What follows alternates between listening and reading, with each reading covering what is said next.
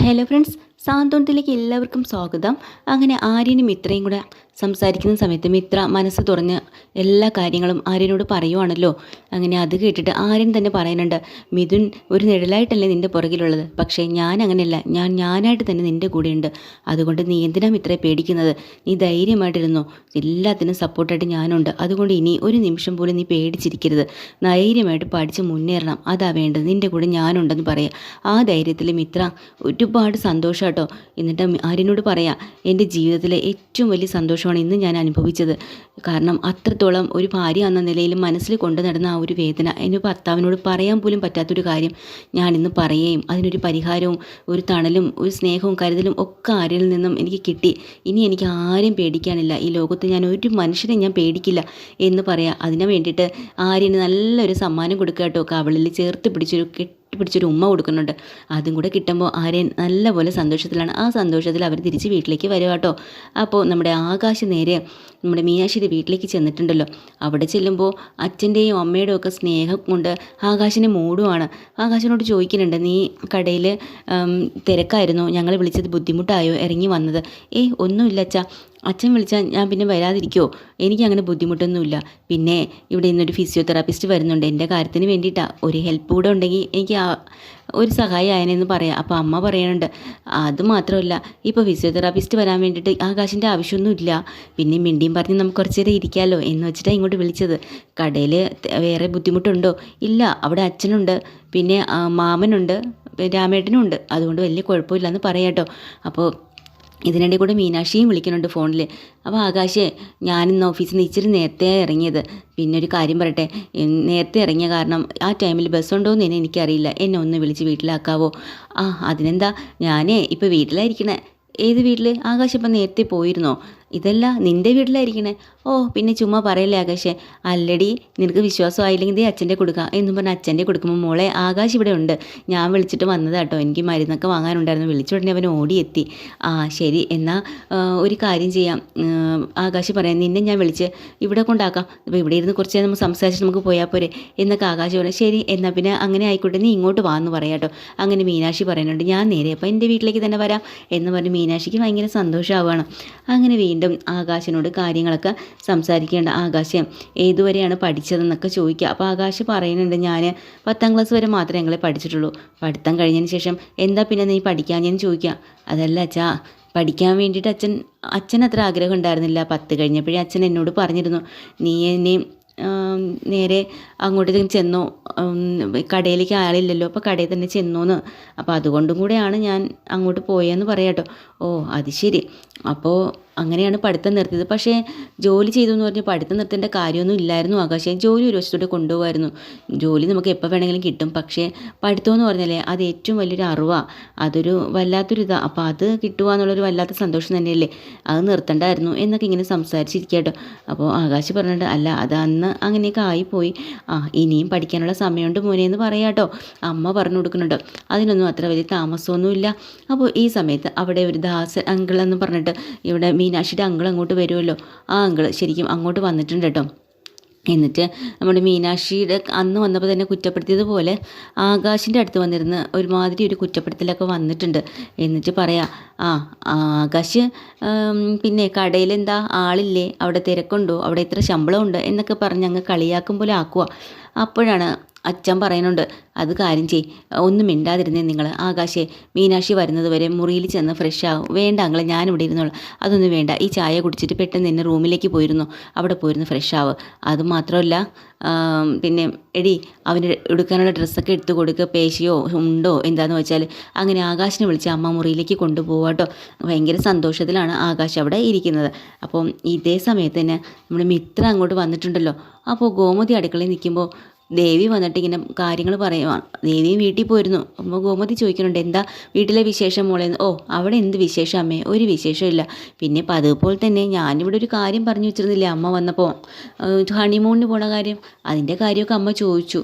അത് ഞാൻ പറഞ്ഞു ഒന്നും ആയില്ല എന്ന്. ആഹാ, അതെന്താ ഒന്നും ആവാത്തെ? അച്ഛൻ നിനക്ക് പെർമിഷൻ തന്നില്ലേ, നിങ്ങളെന്താ പോവാത്തെ? അത് അച്ഛൻ്റെ കുറ്റം അല്ലല്ലോ എന്ന് ഗോമതി പറയാം. അത് ശരിയാ, പക്ഷേ ആനന്ദേട്ടൻ അങ്ങനെ ഒരു ഇതാക്കുന്നില്ല. ആഹാ, ആനന്ദിനാണോ ഇപ്പോൾ കുറ്റം? നിങ്ങൾ രണ്ടുപേരും കൂടി തീരുമാനിച്ച് പോകണം, അതാ വേണ്ടത്. പിന്നെ അതല്ല, ഈ ആനന്ദേട്ടനാണെങ്കിൽ എല്ലാവരും കൂടെ കൊണ്ടുപോകണമെന്ന് ആഗ്രഹം. അങ്ങനെ അതിപ്പോൾ എന്ത് ചെയ്യാൻ പറ്റുമ്പോളെ, അവനെന്ന് പറഞ്ഞാൽ സഹോദരങ്ങളോട് ഒരു പ്രത്യേക സ്നേഹമായിപ്പോയി, അവരില്ലാതെ അവനൊന്നുമില്ല. അപ്പം തന്നെ നമ്മുടെ ദേവിയുടെ മുഖം അങ്ങ് വല്ലാതെ ആവുകയാണ് കേട്ടോ. എന്നിട്ട് പറയാം, പിന്നെ ഇവിടുന്ന് മീനാക്ഷിയും ആകാശേട്ടനൊക്കെ പോയില്ലേ ഹണിമൂൺ, അത് എങ്ങനെയുണ്ടായിരുന്നമ്മേ? നല്ല രസമായിരുന്നു എന്നൊക്കെ പറഞ്ഞല്ലോ. എൻ്റെ പൊന്നുമോളെ, അത് അവൾ വെറുതെ പറയുന്നതാ. നിന്നോട് ഞാൻ സത്യം തുറന്ന് പറയാം, അന്ന് പോയത് വെറുതെ പോയതുപോലെയാ. ആ പെണ്ണിനും ചെറുക്കനും ഒരുമിച്ചൊരിടത്ത് ഇരുന്ന് സംസാരിക്കാൻ പോലും പറ്റിയില്ല. അങ്ങനെയായിരുന്നു അന്നത്തെ ഹണിമൂണ്. അതുകൊണ്ട് ഞാൻ നിങ്ങളോടൊരു കാര്യം പറയാം, നിങ്ങൾ രണ്ടുപേരും മാത്രമായിട്ട് പോയാൽ മതി കേട്ടോ, നിങ്ങൾ വേറെ ആരെയും വിളിക്കാൻ നിൽക്കേണ്ട എന്ന് ദേവിയോട് നമ്മുടെ ഗോമതി പറയാൻ.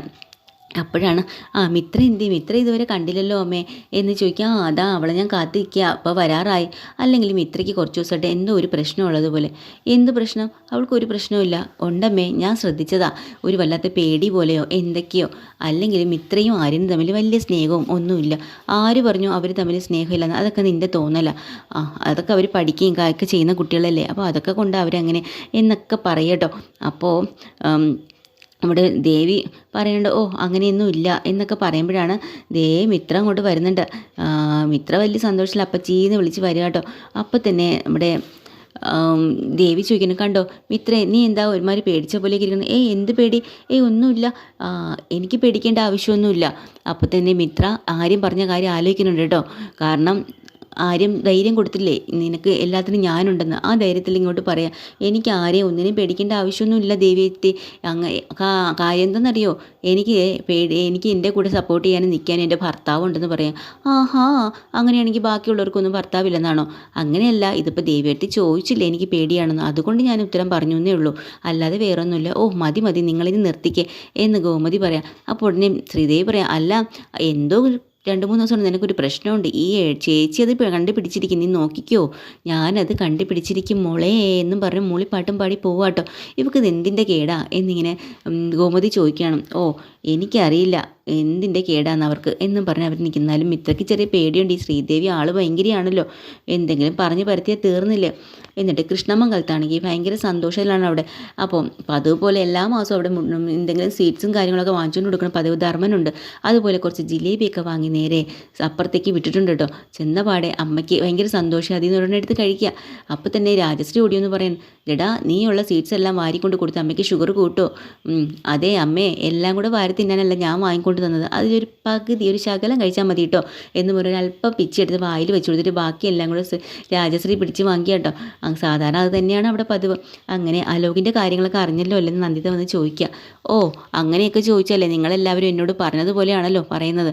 പെണ്ണ് കാണാൻ പോയിട്ടെങ്കിൽ എന്നെ ഒരു വാക്ക് അറിയിച്ചോ? ഇല്ലല്ലോ.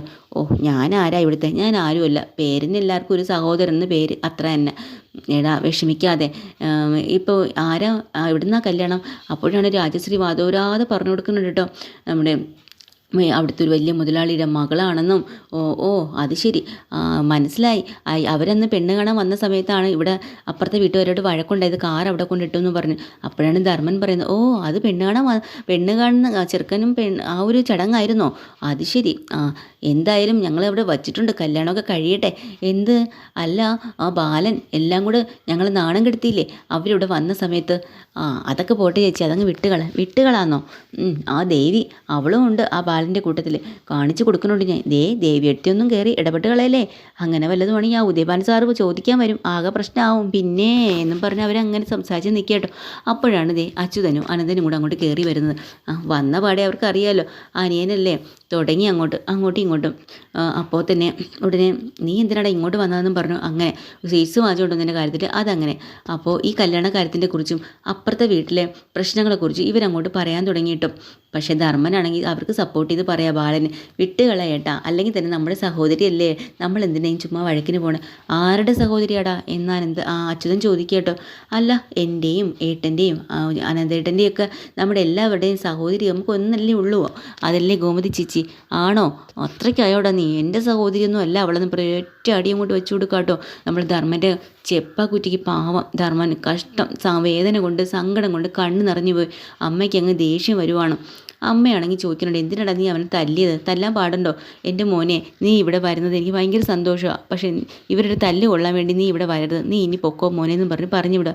ശരി ഏട്ടന്മാരെ, ഞാൻ പോവാ എന്നും പറഞ്ഞ് കണ്ണ് നിറഞ്ഞങ്ങ് പോവാ. എല്ലാവർക്കും അതൊരു വല്ലാത്ത വിഷമമായിപ്പോയി കേട്ടോ, ധർമ്മനെ തല്ലിയതിന്. അങ്ങനെ ധർമ്മൻ വളരെ സങ്കടത്തോടു കൂടി ദേവമംഗലത്ത് ആ ഉമ്മർത്ത് വന്നിരിക്കുക, കരഞ്ഞുകൊണ്ടിരിക്കുക കേട്ടോ അടി കിട്ടിയതിന്.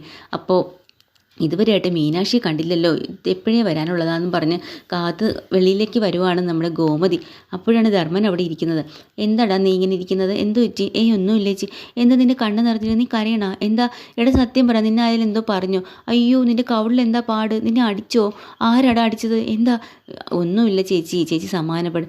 നീ അപ്പുറത്തെങ്ങാനും പോയിരുന്നോ എന്ന് ചോദിക്കുമ്പം ധർമ്മൻ്റെ മുഖം അങ്ങ് താന്നു കേട്ടോ. സത്യം പറയടാ, അവിടെ പോയി നീ തല്ല് വാങ്ങിയെന്നാണ് ഞാൻ ചോദിച്ചത്. സത്യം പറയാനാ പറഞ്ഞത്. അല്ല ചേച്ചി, ഞാൻ അവിടെ പോയിരുന്നു. അത് അപ്പോൾ അച്യുതേട്ടനായിരിക്കും നിന്നെ തല്ലിയതല്ലേ? എന്തിനാ തല്ലിയത്? കാര്യം പറ. അപ്പോൾ നടന്ന സംഭവങ്ങളെ കൃത്യമായിട്ട് പറയാം കേട്ടോ. അപ്പോൾ തന്നെ ഗോമതി പറയാം, ഓഹോ, ഞാൻ സഹോദരിയാണെന്ന് പറഞ്ഞ് ആ വാശിക്ക് നിന്നെ തല്ലിയോ? അങ്ങനെ പറയാൻ വേണ്ടി അയാൾക്ക് എന്ത് അധികാരം? നിന്നെ തല്ലാൻ വേണ്ടി അങ്ങനെ ആരാ അധികാരം കൊടുത്തത്?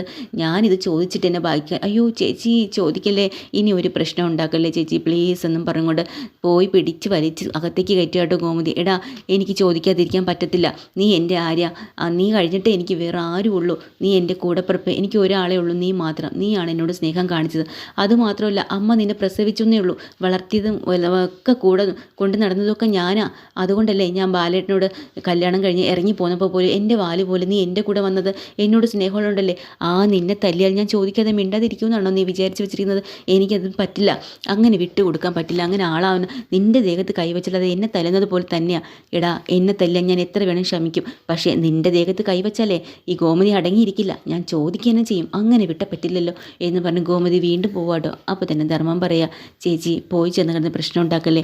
എത്രയൊക്കെയായാലും അവരെൻ്റെ സഹോദരങ്ങളല്ലേ, അവർക്കും എന്നെ തല്ലാനുള്ള അധികാരമുണ്ട്. ഏട്ടനല്ലേ, തല്ലിക്കോട്ടെ. പക്ഷെ ഞാൻ അത് ഇവിടെ വന്ന് പറഞ്ഞ് അതൊരു ഏഷണി കയറ്റി ഇവിടുന്ന് അങ്ങോട്ടും ഇങ്ങോട്ടും ഒരു കൂട്ടത്തല്ലാക്കി അത് ചോദ്യം ചെയ്ത് എന്തിനാ? അതിൻ്റെ ആവശ്യമുണ്ടോ?